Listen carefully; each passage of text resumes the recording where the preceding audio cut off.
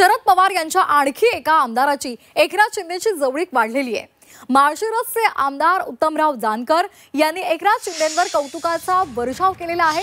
एकनाथ शिंदे हे जमिनीवर असलेले आणि निरपेक्षपणे काम करणारे नेते आहेत। त्यामुळे एकनाथ शिंदे हेच शेतकऱ्यांची कर्जमाफी करू शकतात असं विधान त्यांनी केले।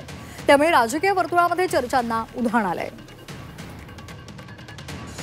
आदर्शवत काम करणारा, जमिनीवर पाय ठेवून चालणारा आणि स्वतः शेती करणारा असा हा हे राज्य चालवणारा एक राज्यकर्ता आहे। कोणताही अहंभाव नाही, मनामध्ये कुठली अभिलाषा नाही।